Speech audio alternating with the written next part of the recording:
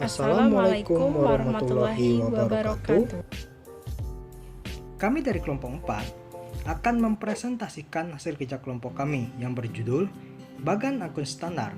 Sebelum mempresentasikan hasil kerja kelompok kami akan memperkenalkan diri kami terlebih dahulu.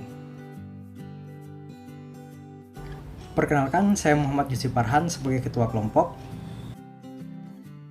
Halo, perkenalkan nama saya Mawada. Apa sih pengertian BAS?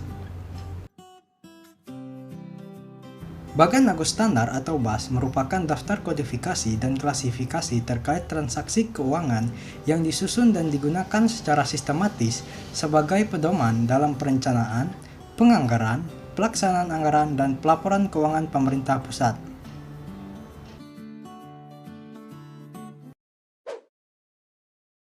Apa saja poin penting dalam program reformasi pengelolaan keuangan negara?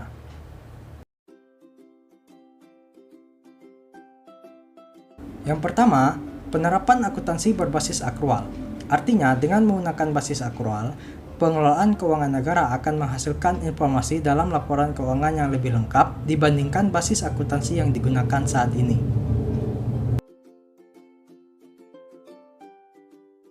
Yang kedua, penerapan penganggaran berbasis kinerja di bidang perencanaan dan penganggaran. Artinya, pengukuran kinerja tersebut dilakukan dengan didasarkan pada pengungkapan informasi kinerja berupa capaian output dan outcome. Untuk memperoleh informasi tersebut, diperlukan penggunaan dasar pengukuran yang sama dalam suatu siklus pengelolaan keuangan negara.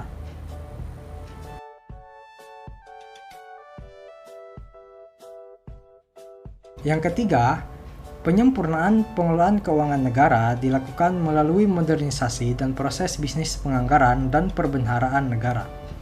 Upaya untuk mewujudkan sistem informasi yang terintegrasi tersebut dilaksanakan melalui pelaksanaan sistem perbendaharaan dan anggaran negara atau SPAN.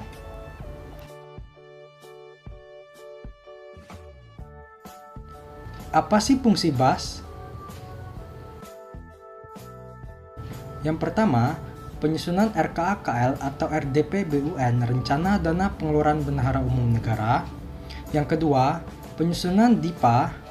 Yang ketiga, pelaksanaan anggaran. Keempat, pelaporan keuangan pemerintah pusat. Dan yang terakhir, yang kelima, proses validasi transaksi keuangan pemerintah pusat. Usulan pemuktahiran BAS yang disampaikan kepada Direktorat Jenderal Anggaran meliputi pemuktahiran yang terkait dengan yang pertama, segmen Satker, yang kedua, segmen program, yang ketiga, segmen output, dan yang terakhir, segmen lokasi. Pemuktahiran BAS yang disebabkan karena penetapan kebijakan yang dilaksanakan oleh Direktorat Jenderal Perbendaharaan berupa yang pertama, kode sumber dana dan kode cara penarikan pada segmen dana. Yang kedua, segmen bank. Yang ketiga, segmen KPPN.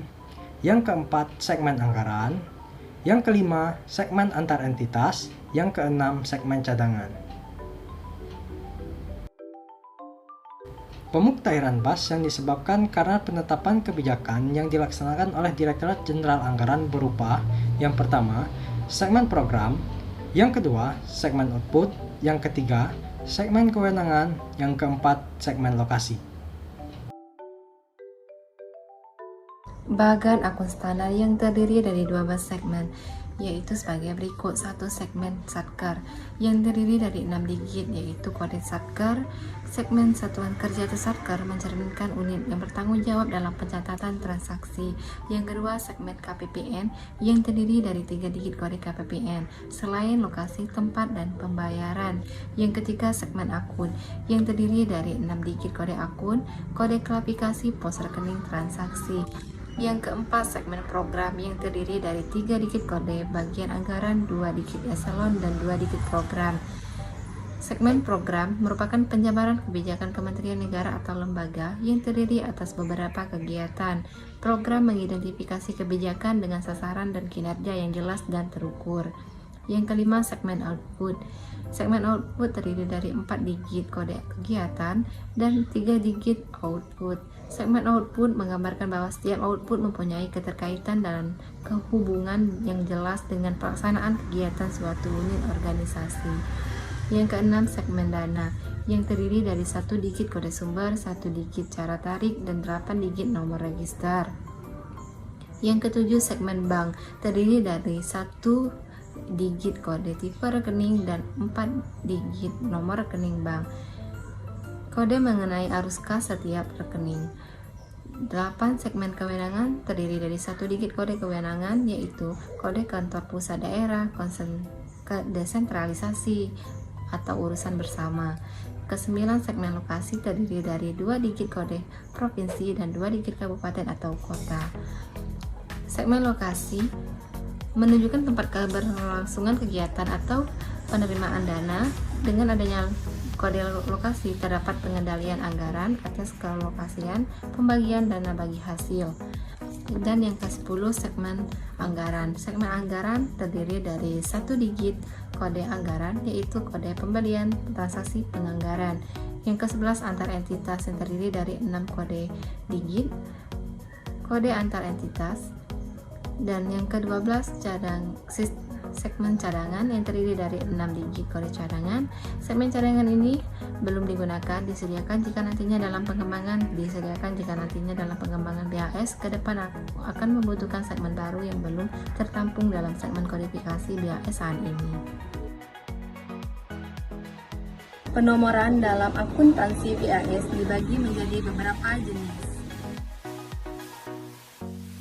Yang pertama, akun APBN yang terdiri atas estimasi pendapatan, apropriasi belanja, apropriasi transfer, estimasi penerimaan pembiayaan, apropriasi pengeluaran pembiayaan. Yang kedua, akun DIPA. 1. Estimasi pendapatan yang dialokasikan. 2. Allotment belanja.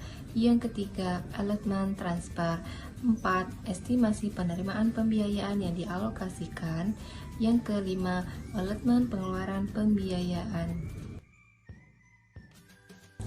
Yang ketiga, akun komitmen yang dibedakan atas 1. Komitmen belanja pegawai, 2. Komitmen belanja barang, 3. Komitmen belanja modal, 4. Komitmen belanja bunga, 5. Komitmen belanja hibah, 6. Komitmen belanja bantuan sosial, 7. Komitmen belanja lain-lain, dan yang terakhir, komitmen transfer. Yang keempat, akun realisasi yang terdiri dari 1.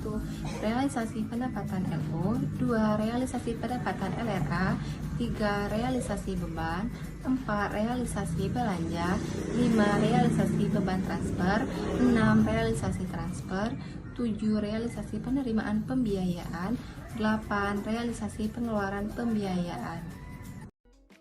Yang kelima, akun transitoris dibedakan atas penerimaan non-anggaran dengan pengeluaran non-anggaran. Yang keenam, akun neraca. Ada aset, ada kewajiban, dan yang terakhir ekuitas.